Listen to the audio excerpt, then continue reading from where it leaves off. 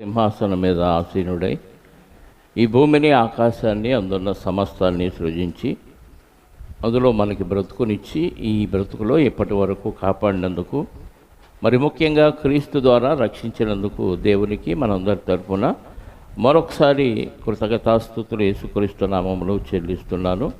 ప్రార్థన చేసుకొని వాక్యాన్ని ధ్యానం చేద్దాం. దేవుని మత్తు లేదా దేవుని పిచ్చి అనే అంశాన్ని మనం ఆలోచిస్తూ ఉన్నాం. యోబు గారి గురించి గడిచిన వారం మనం కొంత భాగాన్ని నేర్చుకున్నాం. మిగిలిన భాగాన్ని ఈరోజు నేర్చుకుందాం. ప్రార్థన. స్తుతుల సింహాసనం పైన ఆసీనుడవై ఉన్న మా పరలోకపు తండ్రి,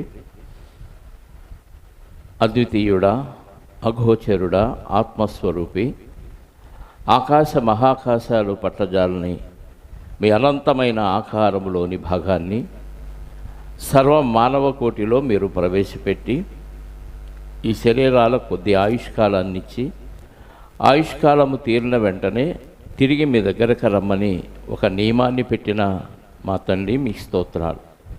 మీరు పెట్టిన నియమాన్ని అతిక్రమించి మమ్మల్ని మేము పాపమునకు అప్పగించుకొని అపవాదికి వాని దూతలకు సిద్ధపరిచిన నరకాగ్నికి మరణం అనంతరం వెళ్ళే స్థితిలో మా బ్రతుకులుండగా మీరే మా పట్ల దయచూపి కనికరించి కృపచూపి మమ్మల్ని నరకము నుండి, సాతాను నుండి, పాపము నుండి విమోచించి మీ కుమారుడైన క్రీస్తు ద్వారా రక్షించి పరిశుద్ధ ఆత్మ అనే సంచకరువును మాకు అనుగ్రహించి పరలోక రాజ్య వారసులుగా అనగా మీ బిడ్డలుగా తీర్చిన మీ ప్రేమను బట్టి స్తోత్రాలు.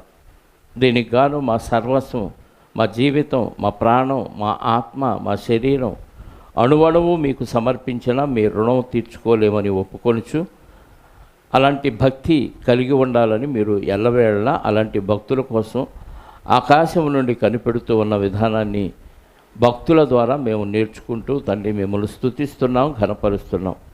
అవి నేర్చుకున్న మేము మీ మత్తులో మీ యొక్క స్వాధీనంలోనికి వెళ్ళి మీ జపాన్ని, మీ నామాన్ని జపం చేస్తూ తండ్రి మీరు అప్పగించిన పనిని పూర్తి చేసే క్రమంలో లోకానికి దూరమై అహర్నిశలు ఆలోచిస్తూ శ్రమించే భాగ్యాన్ని మా అందరికీ ప్రసాదించమని ఈ సందర్భంలో కొన్ని మాటలు మేము నేర్చుకున్నటకు సిద్ధపడుతూ ఉండగా మీ ఆత్మ నింపుదలతో నన్ను మీ పనికి సాధనంగా ఉపయోగించుకొని తద్వారా మీరే మహిమ పొందమని కోరుకుంటూ విన్న మాటలు దుష్టుడికి అప్పగించకుండా మాలో ఉన్న ఉపకారాత్మకు అప్పగించుకొని మీ చిత్తాన్ని నెరవేరుస్తూ ఆత్మ సహాయముతో మీ కార్యక్రమాలు చేసే భాగ్యాన్ని మీ పిల్లలకు అనుగ్రహించమని మా రక్షకుడు, మా ప్రాణనాథుడు, మా పాప విమోచకుడైన యేసుక్రీస్తు వారి యొక్క విధేయత కలిగిన నామములో ప్రార్థించి అడిగి వేడుకొనుచున్నాను పరలోకపు తండ్రి, ఆమేన్. చేరువచ్చిన మీ అందరికీ ప్రభు అయిన క్రీస్తు నామములో శుభాలు, వందనాలు. ప్రభునందు ప్రియమైన దేవుని పిల్లరా, లోకంలో చాలామంది భక్తులు ఈరోజు కనపడుతున్నారు, కానీ బైబిల్లో ఉన్న భక్తుల్లాగా దేవుని కోసం అప్పగించుకునే వారి సంఖ్య చాలా అరుదుగా ఉంది. మొదటి వర్తమానంలో విన్నాం అప్పగించుకోవాలి అని. అప్పగించుకుంటే ఆ పనితీరు వేరు, అప్పగించుకోక మొక్కుబడిగా చేస్తే ఆ పని విధానం వేరు. మనం మొక్కుబడిగా చేస్తున్నాం, కానీ అప్పగించుకొని డెడికేషన్ అంటారు, అంటే సమర్పించుకోవటం. డెడికేషన్ అంటే సమర్పించుకోవటం, డెడికేటెడ్, అర్పించుకోవటం. బాప్తిసం తీసుకున్న వెంటనే మనం దేవునికి సమర్పించుకోవాలి. ఒక స్త్రీ ఒక పురుషునికి సమర్పించబడింది. ఎంతకాలం అంటే నిత్యము నాకుండునట్లు అని ఉంటుంది హోషేయ గ్రంథంలో, తీయొద్దు అంటే సమర్పించుకుంటే ఇంకా ఎల్లవేళ ఆ స్త్రీ ఆ పురుషునికి భార్య, అలాగే పురుషుడు కూడా ఆ స్త్రీకి భర్తగా ఉండాలి. ఇది అప్పగించుకోవటం. అందుకే తల్లిదండ్రులు పెళ్ళైన తర్వాత పెళ్ళికి అప్పగిస్తారు. ఆ వరుడి చెయ్యి వధువు చేతిలో, వధువు చెయ్యి వరుడి చేతిలో, ఇద్దరి చేతులు అటు తల్లిదండ్రులు ఇటు తల్లిదండ్రులు వచ్చి కలుపుతారు. ఎందుకంటే మా అమ్మాయిని మీ అబ్బాయికి అప్పగిస్తున్నామని, మా అబ్బాయిని మీ అమ్మాయి చేతిలో పెడుతున్నామని ఇరువురు తల్లిదండ్రులు అప్పగిస్తారు. అలా అప్పగించటం వల్ల ఏంటంటే మా బాధ్యత తీరిపోయింది, మీదే బాధ్యత అని. కానీ లోకంలో ఇది అప్పగిస్తున్నారు, కానీ ఏ చీమ చిట్టుకుమన్నా పుట్టింటికి వెళ్ళిపోయే స్త్రీ ఉన్నారు, ఏ సీమ చెట్టుకోమన్నా తల్లిదండ్రులకు చెప్పే పురుషులు ఉన్నారు.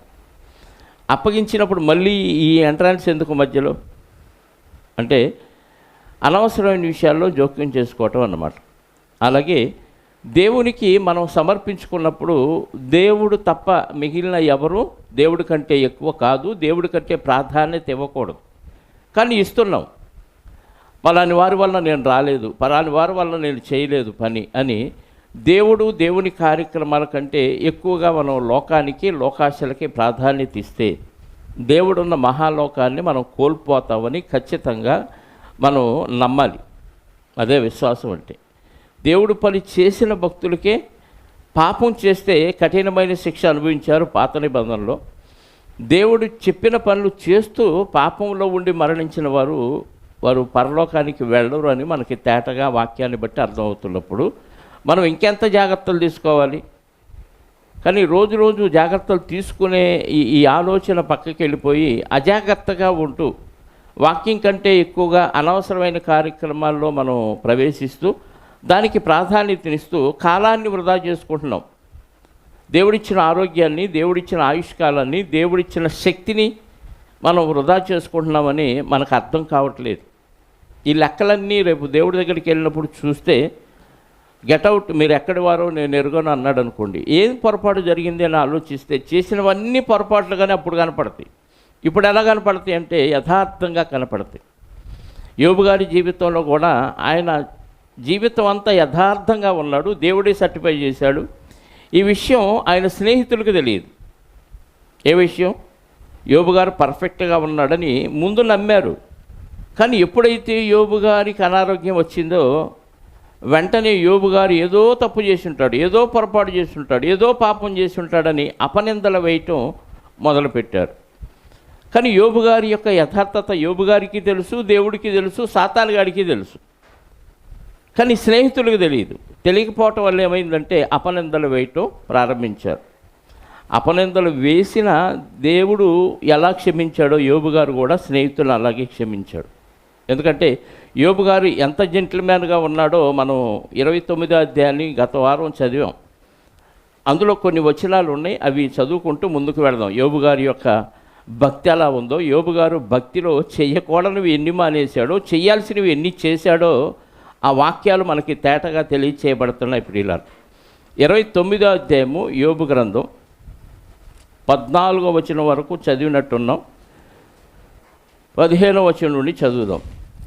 గుడ్డివారికి నేను కన్నులైతిని, కుంటివారికి పాదములైతిని అంటున్నాడు. గుడ్డివారికి కన్నులైతుంటే గుడ్డివారికి చూపు ఉండదు, కానీ యోబు గారే వారికి దిశానిర్దేశాన్ని తెలియచేశాడు. అంటే నేనున్నాను, నీకు గుడ్డివాడు అయినా నో ప్రాబ్లం, నేను ఉండి నడిపిస్తానని యోబు గారు హెల్ప్ చేశాడు గుడ్డివారికి. కుంటివారు నడవలేని ఉన్నప్పుడు యోబు గారు వాళ్ళని నడిపించాడనమాట. అంటే భక్తి అంటే ఏదో పాటలు పాడటం, ప్రార్థన చేయటం, వాక్యం చెప్పటం మాత్రమే కాదు, ఇతరుల ఇబ్బందుల్లో ఉన్న వారికి సహాయం చేయటం. మనం యాకోబు పత్రికలో చదువుతాం కదా, భక్తి ఏదనగా 1:27లో ఇహలోక దిక్కులేని పిల్లలను విధవరాండను వారి ఇబ్బందిలో పరామర్శించాలి. ఇబ్బంది లేనప్పుడు పరామర్శించితే ఉపయోగం ఏముంది? ఇబ్బంది ఉన్నప్పుడు పరామర్శించాలి. అలాగే ఇహలోక మాలిన్యము తనకు అంటకుండా భక్తి అంటే ముందు దేవుడు ఇచ్చిన పరిశుద్ధతను కంటిన్యూగా కాపాడుకోవాలి, పాపం అంటకూడదు. ఒకవేళ అంటిన వెంటనే ప్రక్షాళన చేసుకోవాలి. రెండవది దిక్కులేని పిల్లల్ని విధవరాండని వారి ఇబ్బందిలో యోబు గారు అదే చేశాడు. గుడ్డివారికి చూపయ్యాడు, కుంటివారికి నడకయ్యాడు, విధవరాండకి ఆదరణ ఇచ్చాడు తండ్రిలాగా. వాడు కోరిన దాన్ని వాళ్ళకి ఇవ్వకుండా విడిచిపెట్టలేదు. అలా ఉంటూ మరొక పని కూడా చేశాడు. దరిద్రులకు తండ్రిగా ఉంటేని, తండ్రి లేని వారికి తండ్రిగా ఉండటం అంటే సామాన్యమైన విషయం కాదండి. అనాథలకు తండ్రి అన్నమాట. దరిద్రులు అంటే అనాథలు, దిక్కులేని వాళ్ళు, ఏమీ లేదు వాళ్ళకి, తండ్రి లేడు. తండ్రి లేని బాధ్యత ఒక తండ్రిగా ఉండి తీర్చడం అంటే ఒకరికా ఇద్దరికా? అనేక మందికి తండ్రిగా ఉన్నాడు. ఒక దరిద్రుడిని చేరదీసి నేనున్నాను, నీకేం ప్రాబ్లం లేదు, నువ్వు బాగా చదువుకో, నువ్వు బాగా భక్తిగా ఉండు, నేను చూసుకుంటానని ఎవరికైనా మనం హామీ ఇవ్వగలిగామా? ఇవ్వలేనప్పుడు భక్తి ఎలా అవుతుందండి? దరిద్రులకు అంటే చాలామంది దరిద్రులకు తండ్రిగా ఉన్నాడు. అనేక మంది గుడ్డివారికి చూపునిచ్చాడు, అనేక మంది కుంటి వారికి నడకనిచ్చాడు, అనేక మందికి, ఒకళ్ళిద్దరు కాదు. అంటే ఆయన చుట్టుపక్కల ఎంతమంది అయితే ఆయనకు పరిచయస్తులు ఉన్నారో, ఆయన దగ్గరికి ఎవరెవరైతే వచ్చారో వారందరినీ ఆదరించాడు. ఇది సామాన్యమైన విషయం కాదండి. ఒకరిని ఆదరించటం మామూలు విషయం కాదు. వాడి ఇబ్బందుల్లో వాడిని పరామర్శించడం అంటే వాడికి అవసరాలు తీర్చడం, వారి అక్కర్లేవన్నా ఉంటే వాళ్ళకి హెల్ప్ చేయటం. ఆయనకు ఉంది, ఆస్తి ఉంది, దేవుడు ఇచ్చాడు, ధనం ఇచ్చాడు. కాబట్టి ధనాన్ని ఎలా ఉపయోగిస్తున్నాడు? దీనులకు, దరిద్రులకు, విధవరాండ్లకు, దిక్కులేని వారికి, ఇలా వస్త్రాలు లేని వారికి వస్త్రాలు, ఆహారం లేని వారికి ఆహారం, ఇలా ఏది ఎవరికి అవసరమైతే అవన్నీ చేస్తూ ఉన్నాడు. వేయాల్సినవి కూడా మానివేశాడు. చదువుదాం ఇంకా. ఎరుగని వారి వాద్యమును మనం ఎవరైనా మనకు వచ్చి నాకు ఈ సమస్య ఉందని తెలియని వాళ్ళు చెప్పారనుకోండి, ఏం చేస్తాం చెప్పండి? తెలిసిన వాళ్ళు చెప్తేనే చెప్పు త్వరగా చెప్పు, మనకు పని ఉందంటాం. ఇది బాగా తెలిసిన వాళ్ళు, సంఘస్థులు వచ్చి చెప్తేనే. తెలియని వాళ్ళు వస్తే చెప్పండి, వింటామా? అస్సలు వినం. కానీ తెలియని వాళ్ళు వచ్చి నా పరిస్థితి ఎలా ఉందయ్యా, నాకు న్యాయం చేయండి అని యోబు గారి దగ్గర అడిగితే శ్రద్ధగా ఆలోచించాడంట. నాకు చాలా పనులు ఉన్నాయి అమ్మాయి, అంతమందికి దిక్కులేని వాళ్ళని చూడాలి, అనాథలను చూడాలి, అభాగ్యులను చూడాలి, విధవరాండలను చూడాలి, ఇన్ని పనులుంటే నువ్వెవరో నాకు తెలియకుండా నా దగ్గర వచ్చి మొరపెడితే ఏమి లాభం అని అనలేదు. ఏమన్నాడు? శ్రద్ధగా విచారించాడంటే ఆమె చెప్పింది ఎంతవరకు న్యాయమని ఎంక్వైరీ చేశాడు. అంటే ఒక వ్యక్తి వచ్చి మనకి ఏదైనా విషయం చెప్పాడు అనుకో, అదే రైట్ అనుకోకూడదు. అవతల వాళ్ళని కూడా విచారించాలి. విచారించిన తర్వాత ఏది న్యాయమో ఏది అన్యాయమో అర్థమైద్ది. అంటే ఎంక్వైరీ చేశాడు.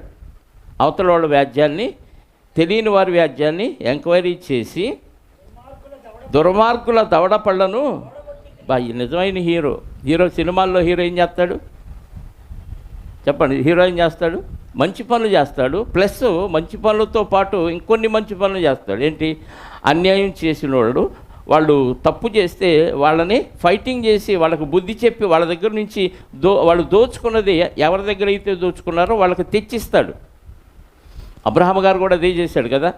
లోతు గారిని పట్టుకెళ్ళిపోతే వాళ్ళ ఆస్తిని, స్త్రీలని, పిల్లల్ని అందరిని పట్టుకెళ్ళిపోతే వాళ్ళతో ఫైటింగ్ చేసి వాళ్ళ ఆస్తి అంతా తీసుకొచ్చి మళ్ళీ లోతుని, వాళ్ళ భార్యలని, పిల్లల్ని అందరినీ లోతు గారికి అప్పగించాడు. అంటే హీరోలు చేసే పని దుర్మార్గుల దవడ పళ్ళను ఓడగొట్టి తిని వారి పళ్ళలో నుండి దోపుడు సొమ్మును లాగివేసి, వాళ్ళు దోచుకున్నది తిరిగి లాగి ఎవరికైతే అన్యాయం జరిగిందో ఎరుగని వారి వ్యాజ్యమును విచారించితని అన్నాడు కదా. ఆ ఎరుగని వారి వ్యాజ్యంలో ఎవడైతే ఈ ఎరుగని వారిని దోచుకున్నాడో వాళ్ళతో ఫైటింగ్ చేసి వాళ్ళని కొట్టి వాళ్ళ దగ్గర నుంచి ఆ ఆస్తి లాగి వీళ్ళకిచ్చేశాడు. తెలియని వాళ్ళ గురించి, తెలిసిన వాళ్ళ గురించి కాదు. మనం ఎవరైనా గొడవ పడితే ఎవరికి సపోర్ట్ చేస్తాం? మనవాడు ఒకడు, బయటవాడు ఒకడు వెళ్తున్నాడు, యాక్సిడెంట్ అయింది. ముందు వెళ్ళి ఎవరిని తిడతాం మనం? అవతలోడిదే తప్పు అన్నాడు. ఏం తెలియదు మనకి, ఎవరిదో పొరపాట, ఎందుకు జరిగింది ఏం తెలియకుండా ఎరా నువ్వేంది మావాడిని గుద్దుతావని అవతలోడి మీద గొడవపడతాం. అంటే మనం పక్షపాతం చూపిస్తాం కదా, సహజం అది. ఇటు మన వైపు వాళ్ళు వస్తే మన వైపు మాట్లాడతాం, అవతల వాళ్ళు వస్తే మన వాళ్ళు తిడతారు. ఇది లోకరీతి. కానీ దేవుని నీతి అలాంటిది కాదు. న్యాయం ఏదో విచారించి ఏది కరెక్టా ఏది రాంగా తెలిస్తే పక్షపాతం లేకుండా న్యాయం తీర్చటమే దేవుని నీతి. యోబు గారు అది విచారించి, ఎరుగని వారి వ్యాజ్యమును విచారించి, అవతలోడు దుర్మార్గుడు ఈమె దగ్గర దోచుకున్నాడు, ఇది వ్యక్తి దగ్గర దోచుకున్నాడని అర్థమైనప్పుడు అవతలోడికి బుద్ధి చెప్పి వాడి దగ్గర నుంచి ఆ దోపుడు సొమ్మును లాగివేసి తిని, అప్పుడు నేను ఇట్లా అనుకుంటుని, నేను ఇన్ని మంచి పనులు చేస్తున్నాను కాబట్టి నా ఇంట్లోనే నేను చచ్చిపోతాను, అన్యాయంగా నేను ఎవరికి ఏం చేయలేదు కాబట్టి మంచి చావు నాకు వచ్చింది అనుకున్నాడు యోబు గారు. సహజంగా అంతే. దేవుడికి నేను న్యాయం చేస్తున్నాను, దేవుడు పని చేస్తున్నాను కాబట్టి నాకు అంతా మంచిగా జరిగిద్దని భక్తులు అనుకోవటంలో పొరపాటు లేదు కదా. నేను దేవుడు పని చేస్తున్నాను కాబట్టి దేవుడు నాకు మేలు చేస్తాడు, న్యాయం చేస్తాడు అనుకోవటం అస్సలు పొరపాటు లేదు. యోబు గారు కూడా ఏమనుకున్నాడు? నేను ఇన్ని మంచి పనులు చేస్తున్నాను కాబట్టి నా గూటి యొద్దనే నేను చచ్చేదను, హంసవలే నేను దీర్ఘాయువు గలవాడు నగుదును. మనకు ఒక సామెత ఉంది లోకంలో, ఏమని? కాకి వలె కలకాలం బ్రతకటం అంటే హంస వలె అంటే హంస ఆయుష్కాలం ఎక్కువ తక్కువ? ఎవరైనా తక్కువ ఆయుష్కాలం కోరుకుంటారా? చెప్పండి. తక్కువ ఆయుష్కాలం కోరుకుంటారా, ఎక్కువ ఆయుష్కాలం కోరుకుంటాడా? చెప్పాలి. ఎక్కువే కోరుకు. మరి యోబు గారు తిక్కడోడా? హంస వలె అంటున్నాడు. సారి యెషయా గ్రంథం 53వ అధ్యాయము 10వ వచనం చూడండి. యెషయా గ్రంథం 53వ అధ్యాయము 10వ వచనం. యేసుక్రీస్తు వారి గురించిన ప్రవచనం అది. ఆ ప్రవచనంలో యేసుక్రీస్తు వారికి ఉన్న ఆయుష్కాలం కూడా ఎలా ఉంది? అతన్ని నలగొట్టుటకు యెహోవాకు ఇష్టమయ్యను. దేవుడే యేసుక్రీస్తు వారికి వ్యాధి కలగజేశాను. అతడు యేసుక్రీస్తు వారు తను తానే అపరాధ పరిహారార్థ బలి చేయగా అతని సంతానము చూచును. అతడు దీర్ఘాయుష్మంతుడగును. యెహోవా ఉద్దేశము అతని వలన. దీర్ఘాయుష్ అంటే ఎంతకాలం అండి? 100 ఏళ్ళు కనీసం కదా. యేసుక్రీస్తు వారు బతికిన కాలం ఎంత? 33.5 దీర్ఘాయుష. దీర్ఘాయుష్ అంటే అర్థం ఏంటంటే దేవుడు ఎంత ఆయుష్కాలం ఇచ్చాడో అంతకాలం బ్రతకటమే దీర్ఘాయుష్. ఒకవేళ 10 సంవత్సరాలు రాసుకున్నాడు అనుకోండి తన గ్రంథంలో, అది దీర్ఘాయుష్. 100 ఏళ్ళు రాసుకుంటే అది దీర్ఘాయుష్. 1000 ఏళ్ళు రాసుకుంటే అది వాళ్ళ దీర్ఘాయుష్. 100 ఏళ్ళు రాసుకున్నవాడు 50లో పోయాడు అనుకో, అర్ధాయుష్. 50 ఏళ్ళు రాసుకున్నవాడికి 25 ఏళ్ళలో పోయాడు అనుకో, వాడు అర్ధాయుషే. నీ కాలమునకు ముందుగా నీ వేళ చనిపోదు అంటాడు. ఇప్పుడు యోబు గారు ఏమనుకున్నాడు? దీర్ఘాయుష్మంతుడిని హంస వలె. అంటే హంసకు దేవుడిచ్చిన ఆయుష్కాలం ఎంత ఉందో ఆ ఆయుష్కాలం అంతా బ్రతకటం హంస యొక్క దీర్ఘాయుష్.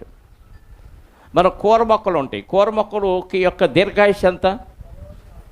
కూర మొక్కలు ఒక 3 నెలలు కదా, 2 నెలలు 3 నెలలు. ఆ తర్వాత ఆ మొక్క చనిపోద్ది. ఆ 3 నెలలు ఏం చేసిద్ది? అది ఫలాలు ఇచ్చిద్ది. ఆ మొక్క యొక్క దీర్ఘాయుష్ ఎంత అంటే 6 నెలలు, సంవత్సరం, 2 ఏళ్ళు, 10 ఏళ్ళు కాదు. ఎంత? 3 నెలలు. ఇప్పుడు వరి యొక్క దీర్ఘాయుష్ ఎంత? ఒడ్లు పంట వేసాం, ఎంతకాలానికి వస్తుంది? ఒకప్పుడు 6 నెలలు, 8 నెలలు. ఇప్పుడు అంత లేదు. హైబ్రిడ్ వచ్చినాయి కదా, 3-4 నెలలకే పొట్టిత్తనం వచ్చేస్తుంది. మొక్కలు ఎత్తుగా కూడా ఎదగట్లే, ఇంతంతే. దీని దీర్ఘాయుష్ ఎంత అంటే 3-4 నెలలే. అలాగే యోబు గారికి అర్థమైంది ఏంటంటే దేవుడు తన గ్రంథంలో నా ఆయుష్కాలం ఎంత రాసుకున్నాడో అంత ఆయుష్కాలం నేను బ్రతకాలి, మధ్యలో పోకూడదు. రోగం చేత కానీ ఇంకే విధానం చేతలో కూడా మధ్యలో నేను చనిపోకూడదు అని హంసతో పోల్చుకున్నాడు.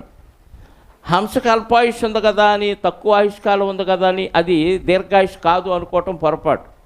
అర్థమైందా? బైబిల్ చాలా బాగా చక్కగా అర్థం చేసుకుంటూ చదవాలి. యేసుక్రీస్తు వారు కూడా దీర్ఘాయుష్మంతుడగును అంటే ఇక్కడ దేవుడిచ్చిన ఆయుష్కాలం అంతా బ్రతుకుతాడు. ఇక పరలోకంలో అనంతకాలం బ్రతుకు, అది దీర్ఘాయుష్. అసలు దేవుడిచ్చిన ఆయుష్కాలం ఇక్కడ ముగిసిపోతే దేవుడిచ్చిన ఆరోగ్యాన్ని బట్టి ఆయుష్కాలం అంతా పూర్తి చేసుకొని అనంతకాలం దేవుడి దగ్గరతో ఉండటం కూడా దీర్ఘాయుష్. కాబట్టి 2 విధాల ఈ దీర్ఘాయుష్మంతుడిని అవుతాను హంసలాగా అంటున్నాడు. రైట్.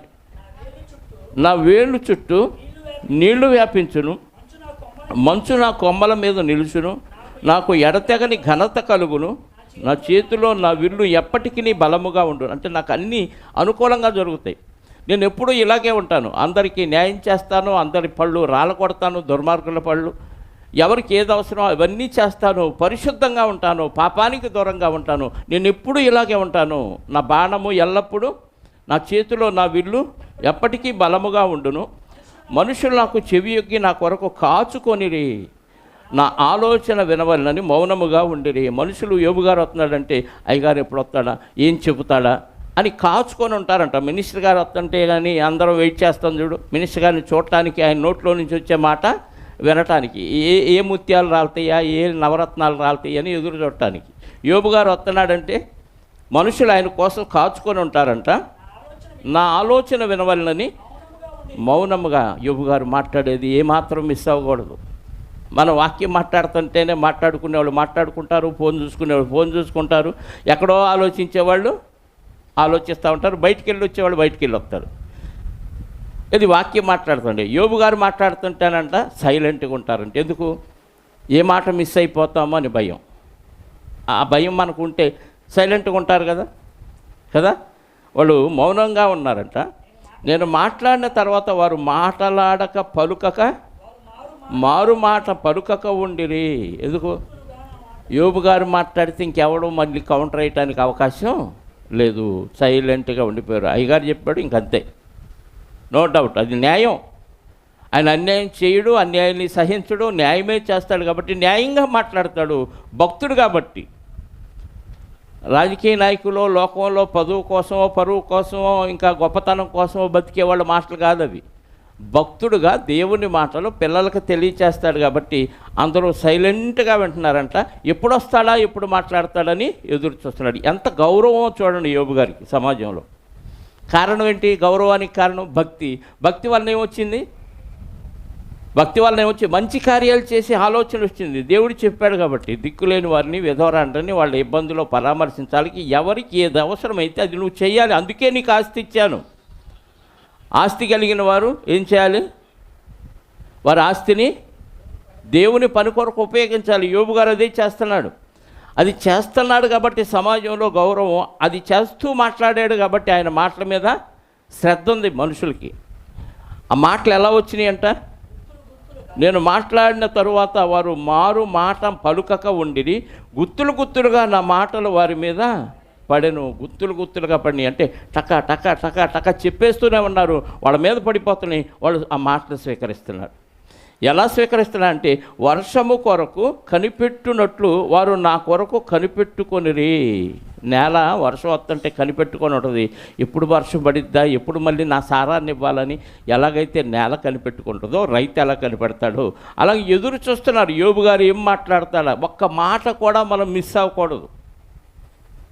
అంటే హృదయాన్ని రెడీ చేసుకొని పెట్టుకోవాలి, మనస్సును సిద్ధం చేసుకోవాలి. దేవుని సన్నిధికి వచ్చేటప్పుడు ఎలా ఉండాలంటే మనసంతా ఏం వస్తాయా, ఏం మాటలు వస్తాయా, ఇంతకుముందు నేను తెలియని మాటలు ఏమి నేర్చుకోవాలా, ఇంతవరకు నేర్చుకోకపోయినా అవే మాటలు మళ్ళీ వస్తే నేను పాటించడానికి సిద్ధపడటానికి రెడీగా ఉండాలి అనే ఆలోచనతో మంచి మనస్సుతో రావాలి. నిష్కల్మషమైన మనసుతో రావాలి.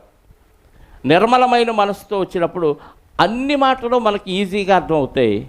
గజిబిజి మనసుతో వచ్చామనుకోండి, ఇంటి దగ్గర సమస్యలన్నీ తీసుకొచ్చి ఇక్కడ పెట్టామనుకోండి, మనకి ఏది అర్థం కాదు. ఎంత మంచి మాటలు చెప్పినా ఏం అర్థం కాదు. అర్థమైతే ఇంటికి వెళ్ళి అందరికీ చెప్తారు. అర్థం కావట్లేదు కాబట్టి హాయిగా గేటు దాటగానే మర్చిపోయి మళ్ళీ జనజీవన స్రవంతిలో కలిసిపోయి ఇక పని చేసుకుంటూ బతికేస్తూ ఉంటాం. కానీ యోబు గారి దగ్గరకు వచ్చేవాళ్ళు అలాంటి వాళ్ళు కాదు. ఆసక్తితో వస్తున్నారు, శ్రద్ధతో వస్తున్నారు, కనిపెట్టుకోవడానికి వస్తున్నారు, స్వీకరించడానికి వస్తున్నారు. అందుకే గుత్తులు గుత్తులుగా ఆయన మాటలు వీళ్ళ మీద పడితే వర్షం కొరకు కనిపెట్టుకొని వారి వలె వారు నా కొరకు కనిపెట్టుకొని కడవరి వాన కొరకైనట్లు వారు వెడల్పుగా నోరు తెరుచుకొని. చివరి వర్షం పడేటప్పుడు ఇంకా పెద్దగా నోరు తెరిచారంట. ఇంక ఇదే చివరి వాన, మళ్ళీ మళ్ళీ పడిద్దో లేదో అని ఏ ఒక్క చుక్క వేస్ట్ కాకుండా ఉండటానికి నోరు పెద్దగా తెలుసుకుంటున్నారంట. అంటే చెవులు రిక్కించి వింటున్నారు. మాటలకు నోరు కాదు, వినేది ఏంది మాటలో చెవి. కాబట్టి చెవి బాగా తెరుచుకొని వింటున్నారు అని అర్థం. అక్కడ వర్షంతో పోల్చాడు కాబట్టి నోరు తెరిచారు అని చెప్పాడు. వాస్తవంగా వాళ్ళు తెరిచిందేంటి? చెవి. చెవి బాగా ఏదన్నా అర్థమయ్యి కానట్టు వినపడుతుంటే ఇలా పెడతారు కదా. ఎందుకు అలా పెడతారు? ఈ సౌండ్ వెనక్కి పోయి డిస్టర్బ్ కాకుండా ఇక్కడే ఆగిపోయి చెవిలోకి వెళ్ళాలి. దంచేటప్పుడు ఎగదొస్తూ ఉంటారు చూసారా, పక్కన చింతకుండా. అలాగే మాటలు వెనక్కి వెళ్ళిపోకుండా ఇక్కడ చేయడం పెడితే ఏమైంది? ఆ సౌండ్ చెవిలోకి వెళ్ళింది. కాబట్టి శ్రద్ధగా వినే ఉద్దేశం ఉన్నవాళ్ళు అలా చెప్తారు. అలా వాళ్ళు ఏం చేశారట? కడవరి వానకైనట్లు వారు వెడల్పుగా నోరు తెరుచుకొని వారు ఆశారహితులై ఉండగా వారిని దయగా చూసి చిరునవ్వు నవ్వితిని. మంత్రి గారు వస్తున్నాడు అనుకోండి, అందరికీ ఇలా దండం పెడతారు. ప్రత్యేకంగా నీ వైపు చూసి ఒక నవ్వు నవ్వితే గాలిలో తేలిపోతాం కదా. మనకి ఇష్టమైన సినిమా యాక్టరో లేకపోతే ఇష్టమైన అభిమానో ఎవరో వచ్చి నీ వైపే చూసి ఒక్క నవ్వు, చిరునవ్వే, ఏం అవసరంలా. లేకపోతే హాయ్ అన్నాడు అనుకో నీ వైపే చూసి, ఎలా ఉంటుంది? సంబరాలు కదా. నన్ను పలకరించాడు చూశాడు, నన్ను గుర్తుపట్టాడు చూశారా, నా వైపే చూశారా అని సంబరంగా అందరికీ చెప్పుకుంటాం. ఇంకా వీలైతే వెళ్ళిపోయి సెల్ఫీ దిగుతాం అక్కడ. ఇదొక పిచ్చి. ఆయన ఒక నవ్వు నవ్వాడంట వాళ్ళ వైపు చూసి. ఎట్లా? దయగా చూసి. అంత ధర్మాత్ముడు ఒక వ్యక్తి పట్ల అలా చిరునవ్వుతో చూస్తే వాళ్ళకి ఎంత సంతోషం ఉంటుంది చెప్పండి. మొహం మార్చుకొని మూకుడులాగా పెట్టుకొని సీరియస్గా ఉంటే ఎలా ఉంటుంది చెప్పండి. లోపల ప్రేమ ఉంది, మొహం ఏమో కొండలాగా పెట్టుకుంటున్నాం, ఏమన్నా ఉంటుందా? ప్రేమ ఉన్నట్టుగా అనిపించదు. లోపల కల్మషం ఉన్నా బయటికి నవ్వేవాళ్ళు ఉంటారు, అది వేరే విషయం. కానీ యోబు గారిలో ఎలాంటి కల్మషం లేకుండా ఒక్కొక్కడి వైపు ఎలాంటి వారంట వాళ్ళు ఆశారహితులై ఉండగా, యోబు గారు నా వైపు చూస్తే బాగుండు, నన్ను గమనిస్తే బాగుండు అని ఆశతో వస్తున్నారు. అలాంటి వాళ్ళ వైపు చూసి ఒక చిరునవ్వు నవ్వితే ఎలా ఉంటుంది చెప్పండి, సంతోషభరితులైపోతారు. చిరునవ్వు నవ్వితిని నా ముఖ ప్రకాశము లేకుండా వారేమీ చేయలేరు. ముఖ ప్రకాశం, ఆయన ముఖ దర్శనం చేసుకుంటే ఆ ప్రకాశం, ఆ వెలుగంటే ఆయన ముఖంలో నుంచి ఒక ప్రకాశం వస్తుంది, అంటే ఒక వెలుగు వస్తుంది. ఎలా వస్తుంది వెలుగు? ఆయన చేసే క్రియలను బట్టి ఆయన వైపు చూడాలి. మహానుభావుడు, ధర్మాత్ముడు, దానకర్ణుడు అన్నట్టుగా ఎలా ఉంటుందంటే అందరూ ఆశతో ఎదురుస్తారు. నాకు అవసరమైనవి ఆయన ఇస్తాడు. మంత్రి గారు వస్తుంటే ఎందుకు అందరూ సమావేశం అవుతారు? పార్టీ అభిమానాన్ని బట్టి సమావేశం అవుతారు. అది కాకుండా ఆయన మా మొర వింటాడు, మా బాధలో తీరుస్తాడు అనే ఉద్దేశంతో మంత్రి గారి దగ్గరికి వెళ్తారు. మరి ఈయన అందరి సమస్యలకు పరిష్కారాన్ని చూపే మహానుభావుడు వస్తుంటే ఎలా ఉంటుంది చెప్పండి. ఆయన వైపు చూడాలి. ఆయన ముఖ ప్రకాశము, నా ముఖ ప్రకాశము లేకుండా వారేమీ చేయలేరు. నేను వారికి పెద్దనై కూర్చుండి వారికి మార్గమును ఏర్పరిచితిని. సేనలో రాజు వలెను, దుఃఖించు వారిని ఓదార్చువాని వలెను నేనుంటిని. ఇది ఆయన కెపాసిటీ. సైన్యంలో ఒక రాజు ఎలాగ ముందుంటే సైన్యం అంతా ధైర్యంగా ఉంటారో, బాధపడేవాడికి ఓదార్చేవాడు ఉంటే ఎంత బాధని వాళ్ళు దిగమింగుతారో అలా ఉన్నాడంట. ఒకళ్ళకా ఇద్దరికా? చల్లని ఎంతమందికి? చాలామందికి ఉన్నాడు. మన ఇంట్లో ఒకళ్ళు బాధపడుతుంటే ఓదార్చే మనసు మనకుందా? నీ చావు ఏదో నువ్వు చావు అని వదిలేసి వెళ్ళిపోతాం. బాధ పెరిగిద్దా తగ్గిద్దా?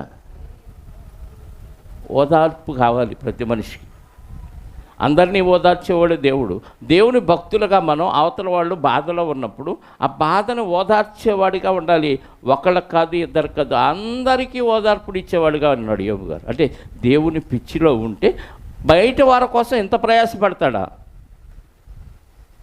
అన్యులు, బయట వాళ్ళంటే ఇంట్లో వాళ్ళు కాదు, బయట వాళ్ళ కోసం ఎలా ప్రయాసపడతాడంటే ఇదే దేవుని పిచ్చి. అంటే ముందు ఇంటి సంగతి చూడు, తర్వాత బయట సంగతి వదలిద్దుకొని అంటారు చాలామంది కదా. అంటే ఇంట్లో సరిగ్గా చూడంటే చూడలేదని అర్థం. ఇంట్లో చూడాలి, బయట చూడాలి. ఎంత ఓపిక ఆడుందంటే దేవుళ్ళో ఉంటే వచ్చింది అంత ఓపిక. లోకంలో ఉండి నీ శ్రమ అంతా, నీ ఆలోచన అంతా, నీ కష్టమంతా లోకంలో వాటి కోసం, కుటుంబం కోసమే కష్టపడితే ఈ ఓపిక ఉండదు. నీరసం వచ్చింది, నాశనం అయిపోతావు, నశించిపోతావు. అదే దేవునిలో ఉంటే ఆ బలపరిచే విధానం వేరు. స్టెఫెన్ గారి గురించి ఉన్న మొదటి వర్తమానంలో అతడు ఆత్మచేత బలపరచబడినవాడై, ఆత్మచేత ప్రేరేపించబడినవాడై అందరికీ సమాధానం చెప్పి, ఎంతమంది వచ్చారో తెలుసా ఆయన దగ్గరికి? అనేక ప్రాంతాల నుంచి వచ్చి ఎదిరించారు స్టెఫెన్ గారిని. ఆయనతో వాదించడం ఎవడి వల్ల కాలేదంట. ఆయన మాట్లాడిన విధానాన్ని బట్టి ఎవడో ఆయన్ని ఎదిరించలేకపోయారని ఉంది. ఎలా? ఆత్మచేత బలపరచబడ్డాడు. అంటే దేవునిలో ఉంటే ఇన్ని కార్యక్రమాలు ఒక్కడే చేయగలడంటే చేశాడు యోబు గారు. దేవుని పిచ్చి, దేవుని మత్తులో ఉంటే అన్నీ సమస్తం సమకూడి జరుగుతాయి అనడానికి నిదర్శనం యోబు గారు. ఇంకా యోబు గారు చెయ్యకూడనివి ఏం మానేశాడో, చేయాల్సినవి ఇంకేం చేశాడో 31వ అధ్యాయాన్ని చూస్తే, నేను నా కన్నులతో నిబంధన చేసుకుంటుని. అంటే చెయ్యకూడనివి, చూడకూడనివి ఏమైనా ఉన్నాయి అంటే ఆ చూడకూడని వాటితో కన్నులతో నిబంధన చేసుకున్నంట. కళ్ళ, మీరు చూడకూడని వాటి వైపు చూడకూడదు. ఈ నిబంధన మనం చేసుకున్నాం అనుకోండి, సెల్ ఫోన్లో ఏమి చూడకుండా ఉంటాం? మనకు పనికిరానివన్నీ తీసి పక్కన పెడతాం. పనికొచ్చేవి కనీసం చూడరు. పనికి మాలినయే చూసేవాళ్ళు చాలామంది ఉన్నారు. మనం సంఘంలో ఏదన్నా కార్యక్రమాలు జరుగుతున్నా, ఎవరి దగ్గర కృతజ్ఞత కూడిక జరుగుతున్నా, ఈ వారం కార్యక్రమాలన్నీ మనం దీనిలో పెడతాం. యూట్యూబ్లో మన గ్రూపులో 2-3 గ్రూపులు ఉన్నాయి. గ్రూపు చూడని వారు ఉన్నారు, కానీ ఎవడు ఫోన్ చేశాడు, ఎక్కడికి వెళ్ళాలి, ఏం చేయాలి, ఇవన్నీ చూసేవాళ్ళు ఉన్నారు. పనికి మాలిన లోకంలో ఉన్న చెత్త అంతా చూసేవాళ్ళు చాలామంది ఉన్నారు.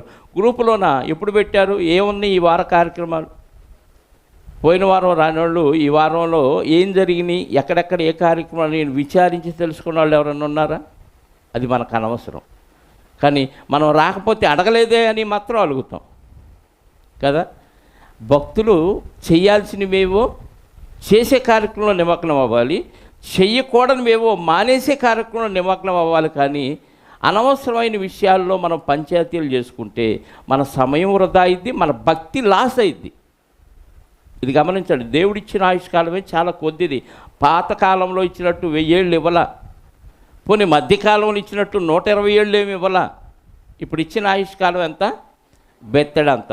ఇంకా గట్టిగా మాట్లాడితే ఆవిరి అంటున్నాడు, త్రాసు మీద ధూళి అంటున్నాడు, బుడగ అంటున్నాడు. అంటే అల్పం ఎప్పుడు పోయిద్దో తెలియదు. మరి ఈ కొద్ది ఆయుష్కాలంలో ఈ పంచాయతీలు, ఈ పనికిమాలిన విషయాల్లో మనం మనసు కాన్సన్ట్రేషన్ చేసామనుకో, యోబు గారిలాగా చేయాల్సిన కార్యక్రమాలు ఎప్పుడు చేస్తాం, మానేయాల్సినవి ఎప్పుడు మానేస్తాం? మానేయాల్సినవి చాలా ఉన్నాయి. ఒక్కొక్కటి రోజుకొకటి మానేసిన ఎన్నో రోజులు పట్టింది మనం మానేసిన వాళ్ళని మానేయటానికి. మరి చేయాల్సినవి ఇంకా చాలా ఉన్నాయి. మరి ఇంకెప్పుడు చేస్తాం? పోనీ రోజుకొకటి మానేసి రోజుకొకటి చేద్దామా? అలాగైనా ఎన్ని కావాలి, ఎన్ని రోజులు కావాలి చెప్పండి? కనీసం 1 సంవత్సరం కావాలి. సంవత్సరంలో మానేయాల్సినవి మానేయాలి, చేయాల్సినవి చేయాలి. ఇప్పుడు 365 కార్యక్రమాలు మానేస్తాం, 365 కార్యక్రమాలు చేస్తాం. ఎంత గొప్ప భక్తులు అయిపోతామండి.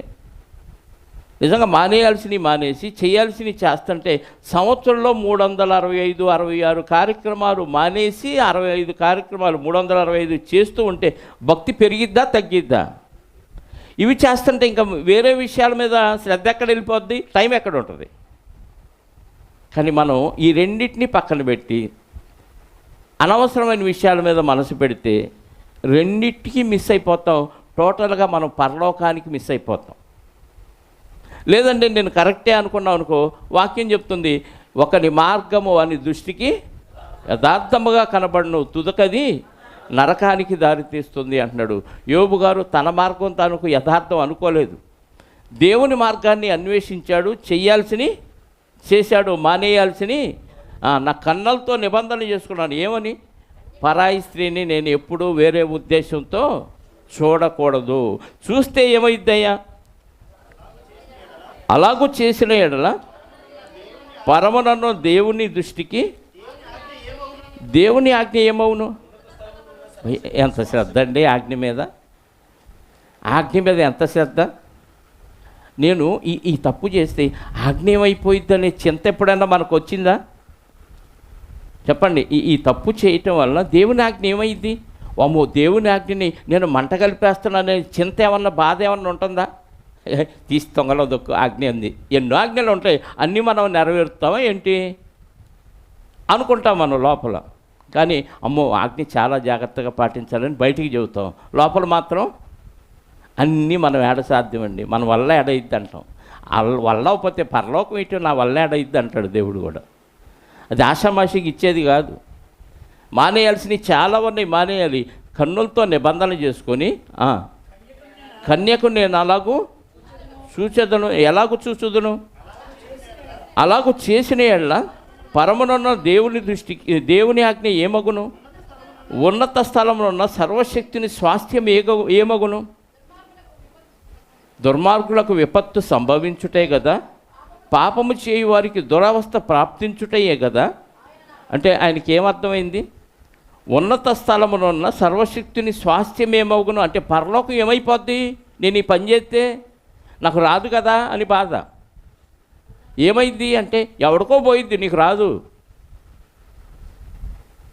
ఉన్నత స్థలంలో ఉన్న సర్వశక్తిని స్వాస్థ్యం ఏమగును? దుర్మార్గులకు విపత్తు సంభవించుటే కదా. నేను దుర్మార్గుడిని అయిపోతాను కదా, నా నిబంధనలు నేను మీరితే, దేవుని ఆజ్ఞను తొంగలో దొక్కితే నా నిబంధనలు నేను మీరి దుర్మార్గుడిని అయిపోతాను కదా. మరి ఆ స్వాస్థ్యం ఏమైందంటే నాకు రాదు కదా అని బాధపడుతున్నాడు. అంటే పరలోకం కోసం ప్రయాసపడేవాడు ప్రతి అవయవముతో నిబంధన చేసుకుంటాడనమాట. నీ నోటితోనో, నీ కన్నుతోనో, నీ చెవితోనో, నీ నాలుకతోనో, నీ అవయవాలతో నిబంధన ఏమైనా చేసుకున్నావా? దేవునికి తప్ప మిగతా వాటికి వీటిని ఎక్కువగా వాడకూడదు. నా బుర్రని దేవుని కార్యక్రమాలకు తప్ప అనవసరమైన కార్యక్రమాలకు వాడకూడదు. నిబంధన చేసుకోండి ఈరోజే. చేసుకుంటే ఆ నిబంధన మీద నిలబడి పాటించామనుకోండి, పరలోకం నీ స్వాస్థ్యం అయింది. లేకపోతే దుర్మార్గుడిగా నిన్ను దేవుడు లెక్కేసి దుర్మార్గుడు ఉండే ప్రదేశానికి పంపిస్తాడు. ఆ భయం యోబు గారిలో కనపడుతుంది. ఇది ఇన్ని మంచి కార్యాలు చేస్తూ కూడా ఏముంది, చిన్న చిన్న వాటిని దేవుడు చూసి చూడనట్టు పోతాడులే, ఏముంది చిన్న తప్పే కదా అని అనుకోలేదు. ప్రతి అవయవంతో నిబంధన చేసుకొని పాటిస్తున్నాడు ఆయన. ఇంకేమంటున్నాడు? పాపము చేయవారికి దురవస్థ ప్రాప్తించుటయే కదా, ఆయన నా ప్రవర్తన ఎరుగును కదా, నా అడుగుజాడలన్నిటినీ, ఇది నువ్వు ఎక్కడికి అడుగేసావో అన్ని లెక్కేనా? ఇప్పుడు నిజంగా చెప్తున్నాను, నడక వచ్చిన దగ్గర నుంచి మనం నడక ఆగిపోయే వరకు వద్దులేండి, ఇప్పటి వరకు ఎన్ని అడుగులు వేసి ఉంటాం లోకంలో? ఎవరైనా లెక్కేశారా? చెప్పండి. పోనీ మందిరానికి రావటానికి ఎన్ని అడుగులు పడినాయి? అడుగులేడ చక్రం తిరగటమేగా, అడుగులేడ ఎక్కడ పడుతుంది అసలు కదా? దగ్గర వాళ్ళకి అడుగులు పడుతున్నాయి కానీ ఆలస్యంగా పడుతుంది, దూరం వాళ్ళకి చక్రాలు తిరిగి వస్తున్నాయి. అంటే దేవుడు ప్రతి అడుగు లెక్క పెడతాడన్న విషయం యోబు గారికి జ్ఞాపకం ఉంది. నా అడుగులు ఆయన అడుగు జాడలన్నిటినీ లెక్కించును కదా, అబద్ధికుడనై నేను తిరుగులాడిని. అంటే నా అడుగులు అబద్ధం కొరకు తిరిగితే, మోసము చేయుటకై నా కాలు త్వరపడిన ఎడల, అంటే అడుగుల గురించే మాట్లాడుతున్నాడు. అబద్ధం కొరకు, మోసం కొరకు నేను కాలు కదిపితే, నేను యథార్థుడనై ఉన్నానని దేవుడు తెలుసుకున్నట్లు న్యాయమైన త్రాసులో ఆయన నన్ను తూచునుగాక. ఆయన దగ్గర నిజమైన కాటా ఉంటుంది, మార్కెట్లో కాటా వేరు, దేవుడి దగ్గర ఉండే కాటా వేరు. యథార్థమైన కాటా, అది నిజమైన కాటా. ఆయన నన్ను తూచునుగాక, నేను త్రోవ విడిచి నడిచిన ఎడల, నా మనసు నా కన్నులను అనుసరించి సంచరించిన ఎడల. నేను కన్నులతో నిబంధన చేసుకున్నాను కానీ మనసేమో ఎటో వెళ్ళిపోతుంది. మనోనేత్రాలతో చూస్తున్నా, ఈ నేత్రాలతో మూసుకుంటున్నా. తేడా అర్థమైందా? కన్నులతో నిబంధన చేసుకున్నా, ఒక తప్పు విషయం కనపడగానే కళ్ళు మూసుకున్నా, ఓకే మంచిదే, నిబంధన చేసుకున్నాను కాబట్టి కన్నులతో కళ్ళు మూసుకోవాలి. తప్పు కనపడినప్పుడు అది చూడకూడదు కాబట్టి మూసేసుకున్నాను, నో ప్రాబ్లం. కానీ మనోనేత్రం తెరిచి చూసామనుకో, కళ్ళతో చూసిన దానికంటే గొప్పగా కనపడింది తెలుసా? అది బాహ్య నేత్రాలతో చూసిన దానికంటే మనోనేత్రాలతో చూస్తే ఈ నేత్రాల కనబడిన విషయాలు కూడా కనపడతాయి. భక్తులు అలాగే పరలోకాన్ని చూశారు. వారు దూరము నుండి చూసి వందనము చేసి ఎలా చూశారంటే మనోనేత్రంతో చూశారు. అంటే బాహ్య నేత్రాల కనబడిన విషయాలు కూడా మనోనేత్రానికి కనబడతాయి. కాబట్టి నా మనస్సు నా కన్నులను అనుసరించి నడిస్తే మాలిన్యమేమైనను నా చేతులకు తగిలిన ఎడల నేను విత్తిన దాన్ని వేరొకడు భుజించునుగాక. అంటే కన్నులు మనస్సును అనుసరించి ఒకవేళ చూస్తే నేను విత్తిన విత్తనం నా నోట్లోకి బాదు, వేరొకటి తిన్నును కాకని ఆయనే శాపం పెట్టుకుంటున్నాడు. మనల్ని ఎదుటోడి శాపం పెడితే మనం సహించలేము. నువ్వు అలాంటోడివి, ఇలాంటి దానివి, నువ్వు నాశనం అయిపోతావు, నీ నోట్లో మన్ను కొట్ట, ఇలాంటి డైలాగులు అన్నావు అనుకో, మనకు రోషం పొడుచుకొచ్చింది. మనం తప్పు చేసి మనల్ని మనమే తిట్టుకుంటే అసలు ఆ బుద్ధే లేదు మనకు కదా. ఎదుటోడిని తిడతాం కానీ మనల్ని మనం తిట్టుకోవటం అంటే అమ్మో ఆత్మగౌరవం దెబ్బతింటుంది కదా. మనల్ని మనం అస్సలు తిట్టుకో, ఎవడైనా తిడితే సహించలేము. కానీ యోబు గారు అంత న్యాయవంతుడు, యథార్థవంతుడు, అన్ని దాన ధర్మాలు చేస్తూ భయభక్తులు కలిగి చెడుతనాన్ని విసర్జించిన యోబు గారు తను తాను శపించుకుంటున్నాడేంటి? దేవుడు పిచ్చిలో ఉంటే తప్పు చేస్తే నా నాశనాన్ని నేనే కోరుకుంటున్నాను అని చెప్పుకుంటున్నాడు, మనకు తెలియజేస్తున్నాడు. అంటే తప్పు మన వల్ల జరిగితే దేవుడి విషయంలో మనమే నాశనం అవునుగా కానీ చెప్పించుకోవాలా? అవును చెప్పించుకోవాలి. అప్పుడు భయపడతాం. ఎదుటోడు చెప్పించేనే భయపడుతున్నా. మనల్ని మనం చెప్పించుకుంటే భయం పెరిగిద్దా తగ్గిద్దా? పెరిగిద్ది. అదే నేర్చుకున్నాడు యోబు గారు. ఇంకేమంటున్నాడు? నేను నాటినది పెరికివేయబడునుగాక. నేను హృదయమున పరస్త్రీని మోహించిన ఎడ్ల, నా పొరుగువాని ద్వారమున పొంచి ఉన్న ఎడ్ల, నా భార్య వేరొకని తిరగలు విసురుగాక. ఇతరులు ఆమెను, ఇది మరీ దారుణం కదండి, నేను తప్పు చేస్తే అదే తప్పు నా భార్య విషయంలో ఎదుటోడు చేయును కాక అంటున్నాడు. అసలు ఊహించటానికే ఇది చాలా మైండ్ బ్లాక్ అయ్యే విషయం. కోరి ఎవడైనా కోరుకుంటాడు ఎలాంటి, నేను తప్పు చేసినా నాకు తప్పు జరగకూడదు, నాకు అన్యాయం జరగకూడదని మనం ఏకపక్షంగా నిర్ణయం తీసుకుంటాం. కానీ యోబు గారు ఎంత న్యాయంగా మాట్లాడుతున్నాడో చూడండి. నేను ఏ తప్పు అయితే చేశానో నాకు కూడా అదే తప్పులు జరుగును కాక అంటున్నాడంటే ఎంత ధైర్యం. అంటే నేను ఆ తప్పు చెయ్యనని ఫిక్స్ అయిపోయాడు. చేయను కాబట్టి నాకు జరగదు. నువ్వు తప్పు చేస్తే జరిగిద్దని కోరుకుంటున్నావు, జరగాలని కోరుకుంటున్నావు. దేవుడు జరిగించకపోయినా నాకు జరిగించును కాక అని అడిగావంటే నేను తప్పు చేయనని ఫిక్స్ అయిపోయాడు. కాబట్టి ఆయన అంత గట్టిగా శాపాన్ని అడుక్కుంటున్నాడు. దేవుని మత్తులో, దేవుని పిచ్చిలో ఉంటే ఇంత తీవ్రంగా ఉంటుంది అనమాట. ఇది ఆయన చెప్పించుకుంటున్నాడు ఏంటి అని అర్థమైంది మనకు వాక్యం అర్థం కాకపోతే ఏంటండి మరీ తిక్కలోళ్ళలాగా ఉన్నాడు యోబు అని. పిచ్చి, దేవుడంటే పిచ్చున్న వాళ్ళు తిక్కలోళ్ళలాగానే కనపడతారు. కొత్త నిబంధనలో కూడా చెప్పాడు కదా, ఈ లోక జ్ఞానము దేవుని దృష్టికి వెర్రితనము, కానీ లోకస్తులకి దేవుని జ్ఞానం వెర్రితనంగా కనపడింది. కొరింథీ పత్రికలో చెప్తాడు కదా, మొదటి పత్రిక 1వ అధ్యాయము, కొరింథీ మొదటి పత్రిక 1వ అధ్యాయము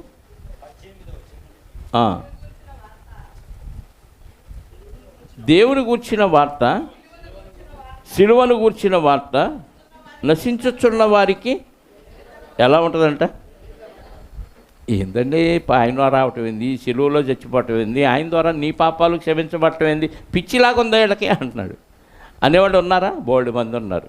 నశించిపోయేవాడికి వెరితనంగా ఉంటుంది, కానీ రక్షించబడేవాడికి అది దేవుని శక్తి. యోబు గారికి అలాగే కనపడింది. మళ్ళీ యోబు గ్రంథానికి వెళదాం. కనపడి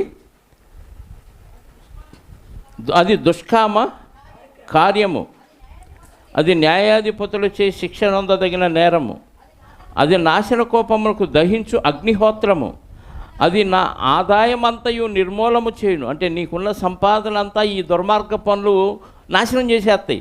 ఎంతమంది అండి అన్యాయంగా అక్రమ సంబంధాలు పెట్టుకొని ఆస్తిని కోల్పోయిన వారు, ప్రాణాలు కోల్పోయిన వారు మనం చరిత్రలో చూస్తున్నాం, కనపడుతున్నారు. అక్రమ సంబంధాల వలన, అన్యాయపు కార్యక్రమాలు చేయటం వలన సర్వాన్ని కోల్పోయి దరిద్రులుగా మారిపోయిన వాళ్ళు బోల్డ్ మంది కనపడుతున్నారు. అది అర్థమైపోయింది ఆయనకి. అది జరగకముందే ఆయనకు అర్థమైన విషయం చెప్తున్నాడు మనకి. నా పనివాడైనను పనికత్తి అయినను నాతో వ్యాజ్యమాడక, నేను వారి వ్యాజ్యమును నిర్లక్ష్యము చేసిన ఎడ్ల దేవుడు లేచినప్పుడు నేనేమి చేయుదును? ఆయన విచారణ చేయనప్పుడు నేను ఆయనతో ఏమి ప్రత్యుత్తరం ఎత్తును? గర్భము నుండి నన్ను పుట్టించిన వాడు వాణిని కూడా పుట్టింపలేదా? అంటే ఇద్దరం ఒక తల్లుల గర్భాల్లోంచి పుట్టించాం కదా, అందరినీ పుట్టించింది ఆయన దేవుడే కదా. ఆడికొక న్యాయం నాకో న్యాయం ఉండదు కదా. పనివాడు కదా, వాడు తక్కువ స్థాయిలో ఉన్నాడు కదా అని వాడు ఏదన్నా నాకు దగ్గరికి సమస్య తెస్తే నేను దాన్ని నువ్వు పనివాడు రా పక్కన పో, ఇప్పుడు టైం లేదని నిర్లక్ష్యం చేస్తే దేవుడు న్యాయం తీర్చేటప్పుడు నేనేమైపోతాను? నువ్వు దేవుడి దగ్గర పనివాడివేగా, మరి దేవుడు కూడా నీకు న్యాయాన్ని విచారించకుండా పో కాసేపు పక్కకు పో అన్నాడు అనుకో, మన పరిస్థితి ఏమైంది? కాబట్టి దేవుడి దగ్గర నా పరిస్థితి ఏంది అని ఆలోచించుకొని నా దగ్గర పనివాడి పరిస్థితి కూడా, నేను దేవుడి దగ్గర ఏ స్థితిలో ఉన్నానో నా పనివాడు కూడా నా దగ్గర అదే స్థితిలో ఉండాలని బ్యాలెన్స్ చేసుకుంటూ మాట్లాడుతున్నాడు. అతన్ని నన్ను రూపించిన దేవుడు ఒక్కడే కదా, బేదలు ఇచ్చించిన దాన్ని నేను బిగబట్టినాడు. పేదవాళ్ళు వచ్చి అయ్యగారు నాకు అది కావాలన్నాడు అనుకో, ఇచ్చి ఈయనపో అని అంటే అప్పుడు విధవరాండ కన్నులు క్షీణింప చేసిన ఎళ్ళ వాళ్ళు ఎదురు చూస్తున్నారు. యోబు గారు నాకు ఏదన్నా చేస్తాడని విధవరాళ్ళు చూసి కళ్ళు కాయలు కాసేటట్టు చేస్తే వాళ్ళు చూడగానే ఇచ్చేస్తాడు. వాళ్ళు ఎదురు చూసి కళ్ళు కాయలు కాసేదాకా వెయిట్ చేయడు ఆయన. అదే విధవరాళ్ళ కన్నులు క్షీణింప చేసిన ఎళ్ళ అంటే చూసి కళ్ళు ఇంకా కనపడని మసకబారే స్థితిలో దాకా ఎదురు చూడాల్సిన అవసరం లేదు యోబు గారి దగ్గర. తల్లిదండ్రులు లేని వారిని నా అన్నంలో కొంచెమైనను తిననీయక నేను ఒంటరిగా భోజనం చేసిన ఎళ్ళంటే వాళ్ళకి పెట్టి తింటాడనమాట. ఎవరైనాను వస్త్రహీనులై చచ్చుట నేను చూడగను, బేదలకు వస్త్రము లేకపోవటం నేను చూడగను. వారి దేహములు నన్ను దీవింపకపోయిన ఎళ్ళ వారు నా గొర్రెబొచ్చుల చేత వేడిమి పొందకపోయిన ఎడ్ల గుమ్మంలో వాడు నాకు సహాయము దొరుకునని తండ్రి లేని వారిని నేను అన్యాయము చేసిన ఎడ్లను నా భుజశల్యము గూడు దాని గూటిలో నుండి ఊడి పడునుగాక. అంటే ఎవరిని పట్టించుకోకపోతే వాడు తిప్పలాడు వాడిని అని ఎవరిని నేను లక్ష్యం చేయకపోతే నా భుజం ఇక్కడ నుంచి ఊడి అదే జారిపోయి కింద పడునుగాక అంటున్నాడు. ఎవరు చెప్పించుకుంటాడండి ఈ మాటలు? ఈ చేతులు పడిపోవాలని తిట్టామనుకోండి, అంత మాట అంటామని మన చేతులు పడేదాకా కొడతారు. తను తాను తిట్టుకునే వాళ్ళు ఉన్నారా? నేను ఈ తప్పు చేస్తే నాకు ఇది జరుగుగాక. ఏమంటే నిజంగా ఇది మనం అమలు చేసుకున్నాం అనుకోండి, మన జీవితంలో భక్తి పెరిగిద్దా తగ్గిద్దా? పెరిగిద్ది. మనం చేసుకోం, ఎవడన్నా అంటే పడం, మనల్ని మనం అస్సలు కించపరుచుకోం, తగ్గించుకోము, అవమానపరుచుకోం. నేను ఈ తప్పు చేస్తే ఈరోజు నాకు అనారోగ్యం వచ్చును గాక, నాకు యాక్సిడెంట్ జరుగును గాక, నా కాలు చెయ్యి విరుగును గాక చెప్పించుకోండి. ఒక్క రోజులో మనం మొత్తం నాశనం అయిపోతాం. ఎందుకంటే ఒక్క రోజులో అన్ని తప్పులు చేస్తాం. ఇన్ని శాపాలు ఒకే రోజు మన మీద పడితే మన పరిస్థితి ఏమైంది? ఆయన ఎప్పుడో ఒకటి పొరపాటుని చేస్తే ఇది జరుగును గాక అన్నాడు. అంటే చేయనని ఫిక్స్ అయిపోయాడు యోబు గారు. చేయనని ఫిక్స్ అయ్యాడు కాబట్టి ఇది నాకు జరగదు, హ్యాపీ. కానీ మనం చేయమని ఫిక్స్ అయినా మనం చేస్తాం కాబట్టి మనం చెప్పించుకుంటే నిజంగా దేవుడు చెప్పించి నీ మీదకు రప్పిస్తే ఎన్ని జరుగుతాయో మనకి కదా. అంట్లు తోమేటప్పుడు చెయ్యలాగే ఆగిపోయింది అనుకో, చెప్పండి. వంట వండేటప్పుడు గంట చేతికి కట్టుకొని ఓటలేదనుకో, చెప్పండి ఏం చేయాలి? ఇలా బట్టలు ఉతికేటప్పుడు మిషన్లు ఉన్నాయి కదా అని అంటారా? మిషన్లో వేసేటప్పుడు మిషన్లో చేయబడి దాంతోపాటు తిరుగుతూ ఊడిపోయింది అనుకో, ఇంకా ఈ చేతులతో పాపిష్టి పనులు చేయను, ఈ నాలుగుతో అబద్ధమాడను, ఈ కన్నులతో పనికిమాలిన చూపులు చూడను అని మనం చెప్పించుకొని ఈ విషయాలన్నీ అన్ని అవయవాల గురించి మనం చెప్పించుకొని మనం ప్రార్థన చేసి దేవుడా ఇవన్నీ నెరవేరును గాక అన్నాం అనుకోండి, ఇక్కడ నుంచి బయటికి వెళ్ళే లోపే ఎవరెవరికి ఏ కాళ్ళు చేతులు ఓడతాయో ఏ గుళ్ళు పీకేస్తాడో తెలియదు. యోబు గారు ఫిక్స్ అయ్యాడు, చేయడు కాబట్టి అంత ధైర్యంగా చెప్పించుకుంటున్నాడు. ఆ ధైర్యం దమ్ము మనకుందా? ఉంటే చెప్పించుకొని వెళ్ళండి చూద్దాం. దేవుడు దాన్ని అమలుపరచును కాక అంటాను నేను. చేస్తామా? చెయ్యం. ఎందుకంటే మనం చేసే పాపిష్టి పనులు మనకే తెలుసు.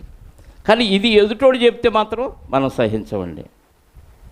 ఎంత భక్తుడండి చూడండి. భక్తి పిచ్చిలో ఉంటే ఇంత తీవ్రంగా తాను చెప్పించుకుంటాడా? ఎవడైనా తిక్కలోడు అంటారు, అరే నిన్ను నువ్వు చెప్పించుకుంటావేంటరా? ఎదుటోడు చెప్పించే కూడా మనం సహించకుండా వాడికి తిరిగి కౌంటర్ ఇవ్వాల్సిన వాళ్ళం నిన్ను నువ్వు చెప్పించుకుంటావేంటి అంటారు. కానీ నిజమైన భక్తుడు కాబట్టి నేను తప్పు చెయ్యను అని ఫిక్స్ అయ్యాడు కాబట్టి అన్ని శాపాలు తన మీదకి రావాలని కోరుకుంటున్నాడు. వస్తాయా? రావు. ఎందుకని? ఆయన తప్పు చేయడు కాబట్టి. ఎంత న్యాయవంతుడో చూడండి. భక్తి అంటే అలా ఉండాలి. ఆస్తి ఉన్న భక్తుడు, అది గొప్ప విషయం. ఆస్తి లేనప్పుడు భక్తిని సాగించడం వేరు, ఆస్తి ఉండి కూడా అంత భక్తిని సాగించటం చాలా గొప్ప విషయం. ఇంకేమంటున్నాడు? నా బాహు ఎముకలోనికి చెయ్యి, బాహు అంటే చెయ్యి, ఆ ఎముకలోనికి విరుగురుగాక నేను అలా చేయలేదు. నా బాల్యం మొదలుకొని దిక్కులేనివాడు తండ్రి భావముతో నన్ను భావించి నా యొద్ద పెరిగాను. నా తల్లి గర్భమందు పుట్టిన నాటి నుంచి దిక్కులేని వారికి నేను చిన్నప్పటి నుంచి హీరోనే అయినా కదా. ఎప్పటి నుంచి? చిన్నప్పటి నుంచి దిక్కులేని వాళ్ళకి ఆ దారి చూపించిన వాడయ్యాడు. తండ్రి లేని వాడికి తండ్రిగా ఉన్నాడు. చిన్నప్పుడు ఈయనకు పెళ్లి కాకముందే తండ్రి అయ్యాడు యోబు గారు. ఎలా? వాళ్ళకి తండ్రి ఎలా చూస్తాడో అలా చూశాడు. అంటే చిన్నప్పటి నుంచి యోబు గారిలో ఏ భావాలు ఉన్నాయి? నిజంగా యోబు గారి తల్లి చాలా గొప్పదండి. ఆమె గురించి దేవుడు రాయించలేదు, కానీ చిన్నప్పుడు తల్లి అలా పెంచకపోతే బాల్యం నుంచి అంత భక్తి రాదు. మన సమూయేలు గారిని తల్లి ఎలా పెంచింది? పాలు విడిచే వరకు తల్లి దగ్గరే ఉన్నాడు. అలా పెంచింది కాబట్టి దుర్మార్గుల మధ్య ఆయన ఉన్న భక్తిగానే పెరిగాడు. ఏలి గారి కుమారులు ఎలాంటి వాళ్ళు? దుర్మార్గులు. న్యాయాన్ని తిప్పేసేవారు. అక్రమ సంబంధాలు పెట్టుకొని బలు అర్పించడానికి వచ్చిన స్త్రీలతో అక్రమ సంబంధాలు పెట్టుకున్న దుర్మార్గుల మధ్య సీనియర్స్, తనకంటే ముందున్న వాళ్ళు సీనియర్స్ ఎలాంటి వాళ్ళు అంటే పనికిమాలిన వాళ్ళు. అలాంటి పనికిమాలిన వాళ్ళ మధ్య అంత భక్తిని ఎందుకు ఉంచాడంటే సమూయేలు గారిని పెంచిన తల్లి గొప్పతనం. యోబు గారి తల్లి గురించి దేవుడు రాయించలేదు, కానీ అంత మంచి భక్తుడుగా పెంచింది కాబట్టి చిన్నప్పటి నుంచి దేవుని కార్యక్రమాలు చేస్తూ దిక్కులేని వారికి తండ్రిగా ఉంటూ అనేకులకు మార్గదర్శిగా ఉంటూ దాన ధర్మాలు చేస్తూ తప్పు చేస్తే ఆ శాపం నా మీదకే రావాలని తను తాను చూపించుకుంటూ పెరిగే భక్తిలో ఆయన ఉన్నాడంటే ఎంత గొప్ప భక్తి చూడండి ప్రియుల. అంత గొప్ప భక్తి మనలో ఈరోజు ఉంటే అసలు ఇంకా ఎవరేమన్నా పట్టించుకో, ఎవరు ఏది నిన్ను నువ్వు చెప్పించుకునే స్థితిలో ఉన్నావంటే ఎదుటోడు నిన్ను పట్టించుకోకపోతే బాధపడతావా? బాధపడతాను అంటే భక్తి సరిగ్గా లేదని అర్థం. ఎవరో ఏదో అన్నారని ఇంకా దాన్ని పట్టుకొని అలబడతావు అంటే నీ భక్తి సరిగ్గా లేదు. భక్తి ఉంటే మనసంతా దేవుని కార్యక్రమాల మీద ఉంటుంది. నా అవయవాలన్నిటితో దేవుని నామాన్ని మహింపరచాలి, కనపరచాలి. దీనికోసం ఏం చేయాలి? ఎవరున్నారు ఇబ్బందుల్లో ఉన్నవారు, ఎవరు అవసరాల్లో ఉన్నవారు ఉన్నారు, ఎవరికి వాక్యం లేకుండా ఉంది, ఎవరికి ఏం చేయాలి అని ఎదురు చూస్తూ వెతుక్కుంటూ ఆ కార్యక్రమాలు చేస్తావు. యోబు గారు వెతికితే అవన్నీ వచ్చినాయా? వెతకకుండా ఇంట్లో కూర్చుంటే వచ్చారా? వెతికితే వచ్చినాయి. అలవాటు అయ్యారు కాబట్టి ఇంటికే వస్తారు. ముందుగా మనం దాన ధర్మాలు చేస్తామన్న విషయం పబ్లిక్లోకి వెళ్ళాలంటే ముందు మనం పబ్లిక్లోకి వెళ్ళి చేస్తే అది తెలుసుకున్నవారు అప్పుడు మన దగ్గరకు వస్తారు. మనం వెళ్ళకుండా ఇంట్లోనే ఉంటే ఆ రోజుల్లో మీడియా ఉందా? లేదు కదా.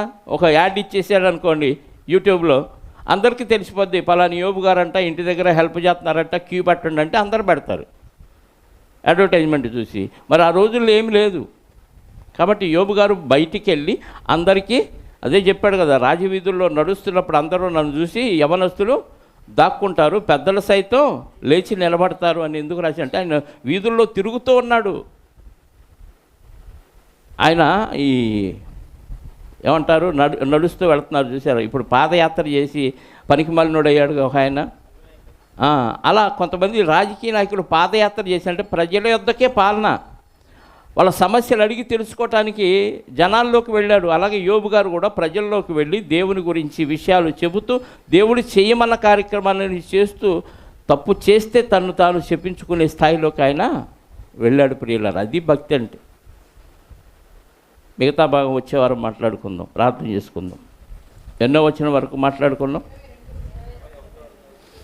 31వ అధ్యాయము 22వ వచనం.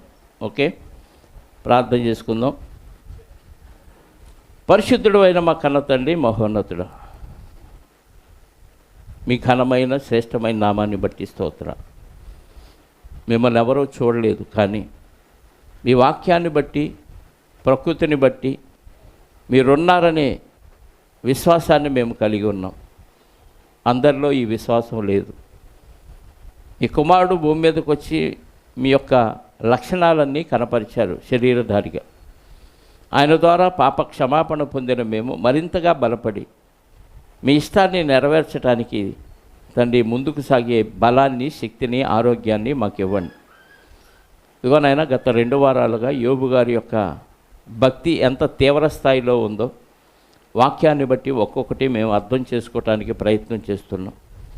ఆత్మ సహాయముతో మాకు చేస్తున్న సహాయాన్ని బట్టి మీకు కృతజ్ఞతాస్తుతులు చెల్లిస్తూ చేయవలసిన కార్యక్రమాలు ఏవైతే ఉన్నాయో అవన్నీ మానక చేస్తూనే ఉన్నాడు యోబు గారు. అలాగే మానివేయాల్సిన కార్యక్రమాలు ఏవైతే ఉన్నాయో అవి మానివేయటానికి తను తాను శపించుకుంటూ ఎంత మాదిరికరమైన జీవితాన్ని చూపించాడో మాకు అర్థమైంది.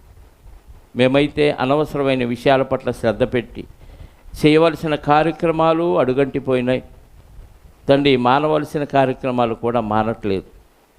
ఏదో లోకస్తులాగా కొన్ని విషయాలు మాత్రమే మానేశాం, కానీ ఇంకా ఆలోచనతో చేసే తప్పుడు ఆలోచనలు, క్రియల ద్వారా మానివేయవలసినవి కొన్ని ఇంకా అలాగే మిగిలి ఉన్నాయి.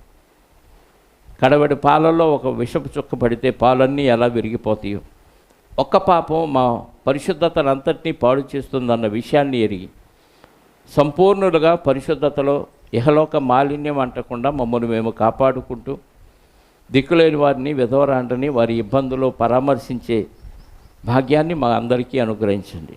భక్తి తీవ్ర స్థాయిలో ఉంటే ఎన్ని కార్యక్రమాలు మేము చేస్తామో యోబు గారి ద్వారా మాకు తెలియచేసిన విధానాన్ని బట్టి మీకు కృతజ్ఞతాస్తుతులు చెల్లిస్తూ ఇగోనైనా రాత్రికాల సమయంలో మల్లెపాడులో జరిగించిన సువార్త సభను బట్టి మీకు కృతజ్ఞతలు. యవనస్తులు ఎంతో శ్రమలు కోర్చి ఆ కార్యక్రమాన్ని నిర్వహించారు. ఒకరిలోనైనా ఆలోచన రేకెత్తించి విన్న వాక్యాన్ని అన్వయించుకొని పాటించే ధన్యతను వారికి అనుగ్రహించండి. మంచి వాతావరణాన్ని ఇచ్చారు, అందును బట్టి కృతజ్ఞతాస్తుతులు చెల్లిస్తూ ఈ వారంలో తండ్రి మరి 2, 3, 4 తేదీల్లో ఎల్ఈఎం స్కూల్ గ్రౌండ్లో జరగనున్న సువార్త సభలకు మీ కుమారుడు విజయప్రసాద్ రెడ్డి గారు, ఆయన సోదరి కాంతికళ వచ్చి చూడగా తండ్రి వారిని బలపరచండి. మంచి వాక్యాలు ఆ ప్రాంత ప్రజలకు వెళ్ళిన వారందరికీ అందించి మీ నామానికి మహిమకరంగా మంచి వాతావరణంలో ఆ కార్యక్రమాన్ని జరిగించమని కోరుకుంటూ వచ్చిన బిడ్డలందరినీ సురక్షితంగా ఎలాంటి ప్రమాదానికి గురి కాకుండా వారి కుటుంబాలకు చేర్చండి.